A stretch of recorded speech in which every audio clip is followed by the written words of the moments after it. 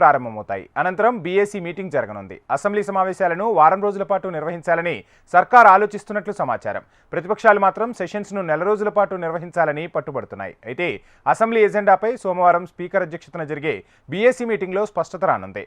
సభను ఎన్ని రోజులు జరపాలి, ప్రవేశపెట్టాల్సిన బిల్లులపై అందులో చర్చిస్తారు.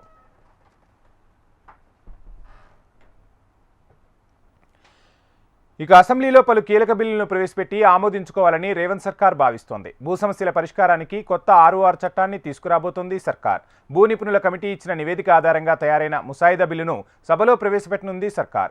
దీంతో పాటు కులగణన సర్వే ద్వారా వచ్చే గణాంకాలను అసెంబ్లీలో పెట్టి చర్చించే అవకాశం ఉంది. సంక్రాంతి తర్వాత రైతు భరోసా వేస్తామని సీఎం ప్రకటించిన నేపథ్యంలో మంత్రివర్గ ఉపసంఘం ఇచ్చిన నివేదికను సభ్యుల ముందు ఉంచి రైతులకు అందించే పెట్టుబడి సాయంపై విధి విధానాలను ఖరారు చేయనుంది సర్కార్. రైతు భరోసా సాయాన్ని ఎన్ని ఎకరాలకు పరిమితం చేయాలి, ఎలాంటి భూములకు రైతు భరోసా ఇవ్వాలి అనే అంశంపై చర్చించనుంది. వీటితో పాటు గతంలో 2 సంతానం ఉన్న వారికి మాత్రమే స్థానిక సంస్థల ఎన్నికల్లో పోటీ చేసే అవకాశం ఉండేది. అయితే ప్రభుత్వం దీన్ని సవరించి 3 సంతానం ఉన్నా పోటీ చేసే అవకాశం కల్పించబోతోంది. దీనికి సంబంధించి పంచాయతీరాజ్ చట్ట సవరణ బిల్లును సభలో ప్రవేశపెట్టనుంది రేవంత్ సర్కార్.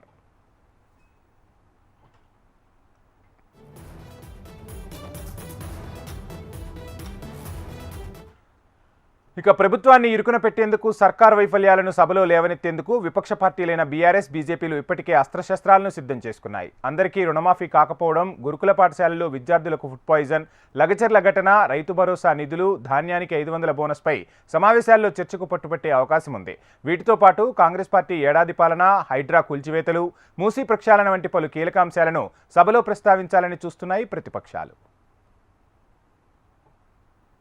ఇక ఇప్పటికే కాంగ్రెస్ 1 ఇయర్ పాలనపై బీజేపీ, బీఆర్ఎస్ పార్టీలు ఛార్జ్ షీట్లను విడుదల చేశాయి. 6 గ్యారంటీల అమలుపై నిలదీయనున్నాయి. 6 అబద్ధాలు, 66 మోసాలని